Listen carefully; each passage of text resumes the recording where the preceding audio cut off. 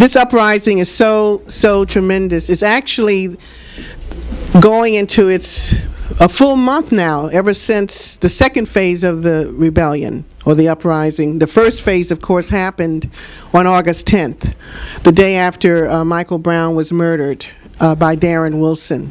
And the Ferguson community, especially led by the black youth, led a tremendous heroic uprising, a rebellion, because Darren Wilson, they wouldn't even give the name out of Darren Wilson, who killed Michael Brown, until almost a month later after the killing.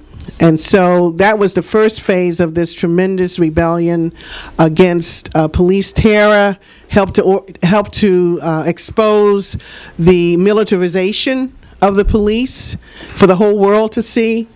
And also these youth were saying enough is enough, because so many of them have been brutalized day in and day out by the police. So the killing of Mike Brown in broad daylight was just, it was just the ignition, the catalyst that was needed for such an uprising. And then we all know that on November 24th, the grand jury, led by this pro-cop prosecutor, Robert McCullough, announced that Darren Wilson wasn't going to be indicted. And so another rebellion happened, which really went beyond Ferguson. In Boston and New York, it was just outrage throughout the country and really throughout the world. And then just 10 days later, we all know that Eric Garner's killer, Daniel Pantaleo, the grand jury wouldn't indict him either in Staten Island. And so that just really just spread the rebellion even more and has helped to sustain the rebellion that's still going on today. And tonight there was this tremendous demonstration against this pro-cop rally that took place that was called by so-called Blue Lives Matter, which is just outrageous.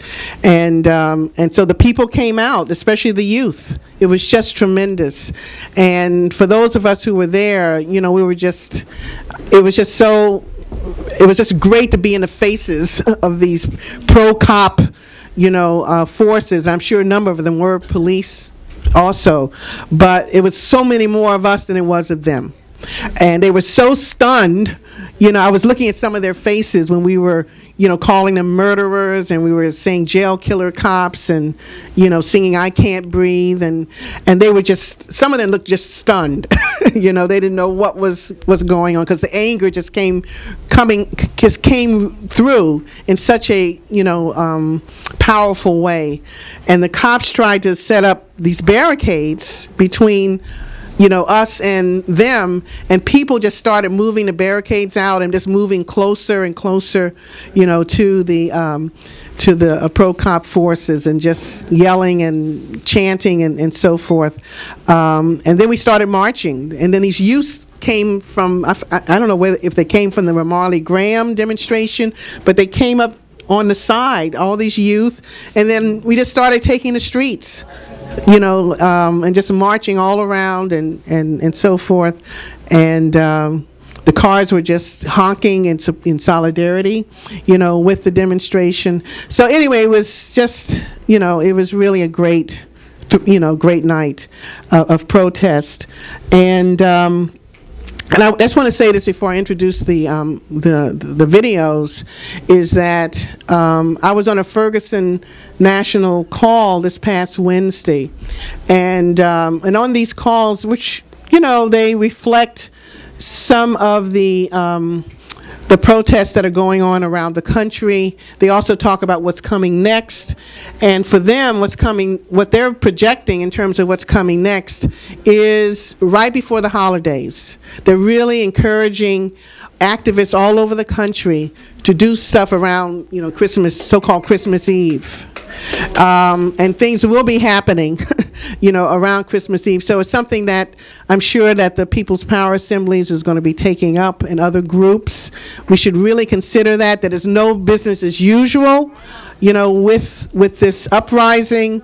And also they're projecting activities around Dr. King's birthday. January 15th and the 19th. They want to see, they really want to see this movement to continue to grow stronger and deeper, until there's real change and real justice. And and we're a big part of it in terms of that movement, especially in New York City, but elsewhere around the country. I just saw an email from her. The other thing about this uprising, which is so important, is that the killings of Michael Brown and Eric Garner have helped to elevate the other cases of police terror around the country. And you're going to see some of this in the videos, especially around Tamir Rice, around John Crawford in Ohio. Some of these killings have taken place. Ramarley Graham, there was a demonstration at the Department of Justice tonight, right before the 5 o'clock demonstration against this pro-cop rally that a lot of the activists went to, and I'm sure were part of the march that took place, and other cases as well. And in Milwaukee, there is a very important police brutality case. Dontre Hamilton was murdered by the cops. He was shot just multiple times by the police. This young black man, and they shut down Interstate 43 tonight. They shut it down in both directions, and there were 60 arrests, and it's all over the news. I just saw a picture of them blocking the interstate. So it's just really, this movement is just electrifying activists who've been in the struggle for a long time, new activists, especially the youth, who are really leading this struggle, and just ordinary people who are just fed up, with all the police brutality that's been happening, and are really being encouraged, by the militancy and the determination of young people. So with that said, I just want to introduce, Sue's going to play 3 videos. One of them is this is really something. This is really some rebellion, especially taking place inside the biggest imperialist country in the world, where racism is so embedded, it's so, and the fact that, I just want to say something about the women, the role of women, because what happened in D.C., what comrades have already talked about. I think one of the leaders of those who went on the stage was saying we shouldn't be saying hands up, don't shoot anymore. We should be saying fist up, fight back.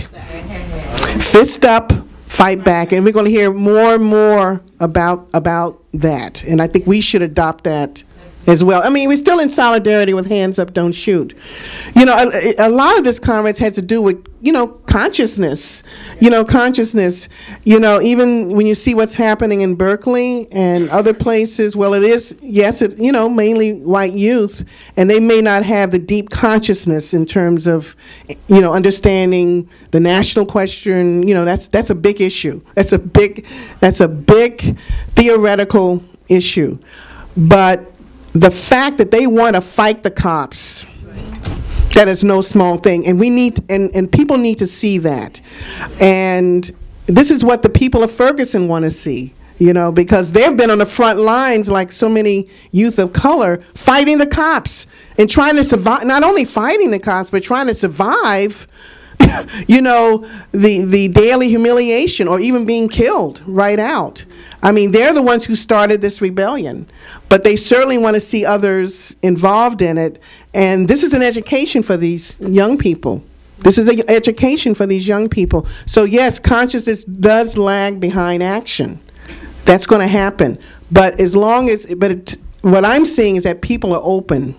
They're open to new ideas. They're opening up, because they're seeing more and more, this is what's happening with black people here, and and it's not happening to me. But this one woman tonight in the demonstration, she was a older white woman. She was clearly with us, but she went over to the pro-cop side and was chanting against them, saying, well, let's come on over, let's just overrun them, And I was marching with her, and I said, oh my goodness. She said, I'm just so angry. I'm so angry. I'm tired of this happening. That's what she told me. I'm tired of it. That was her. That was her.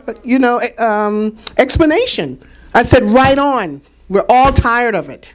So anyway, it's just really an extraordinary situation. And I just want to say this too about the role of black women. And when I was in Boston, I was at the first demonstration that happened after.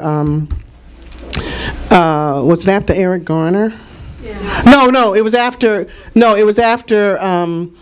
The Mike Brown decision. It was the night before, and clearly Black Lives Matter was in their leadership. Naomi was there, and and Fred and others, and of course the Boston branch, and towards the end, when they were trying to block an interstate, it was Black Lives Matter that told the white youth, "You go in front. You all get arrested.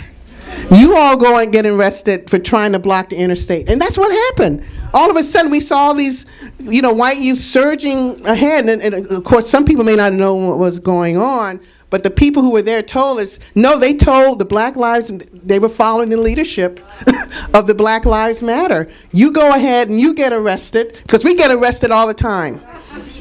We get arrested and beaten up all the time. So you all take the heat. And that's what they did. Out of solidarity. So anyway, and also, it's, in terms of Boston, we had a call last night with the bus drivers who are in this struggle against this union busting company, Veolia, and we have a very close relationship with the Black Lives That Matter. In fact, they want to, because this union, 8751, may be going out on strike. It looks like they're going to go out on strike around the King holiday. And so, because we've been providing, the drivers, the union's been providing the sound for all the demonstrations and have built up an incredible relationship with these youth, the youth now they have come to the union to say, how can we help you with your strike? How you've shown solidarity with us. We want to show solidarity with you. So this is what's happening. This is, it's scaring the bourgeoisie half to death. What they're seeing in Ferguson, what they're seeing in Berkeley, what they're seeing in New York City. This is still the political center, for the movement throughout the country. 35,000 cops, and look what we're doing. They're on the defensive. So we just have to. Anyway, I just wanted to make those points. It's just really, we can talk about this all night, but we can't. But it's just an extraordinary situation. And then topping off with Cuba, with the release of the Cuban Five, it's just really. So now I agree with Larry. We have to move on. We have to figure out how we're going to free Mamiya, how we're going to free Leonard Peltier, Oscar Lopez. This is. We have to continue to put the heat on in terms of getting the freedom for all our political prisoners, because I think this is really a great time to do that. One thought the recent moves taken by Washington to modify its policy towards Cuba means that the imperialist monster has suddenly mellowed. The White House, State Department, FBI, CIA, and Pentagon today cleared up that misunderstanding. To the cheers of the corporate media, from the virulently right-wing Fox News to the liberal-seeming New York Times, they all ganged up to launch even more threats against the valid Democratic People's Republic of Korea. What is the supposed issue? Another piece of cynical Hollywood trash that claims to just be a quote-unquote comedy. A comedy about assassinating the DPRK's head of state. It's a quote-unquote comedy that got the State Department's official go-ahead, and now that an allegedly anonymous group of hackers called Guardians of Peace has allegedly retaliated by hacking into the website of the Sony Corporation, all the arms of the capitalist state are calling for blood. Once again, the DPRK is being cast in the role of villain and the U.S. in the role of innocent victim. Doesn't this all sound like the satirical Dustin Hoffman film, Wag the Dog? about Hollywood's role in getting a war started in the Balkans. But this film makes fun of the U.S. assassinating a foreign leader, which is not fiction at all. It's like Hollywood making a quote-unquote comedy about Abu Ghraib,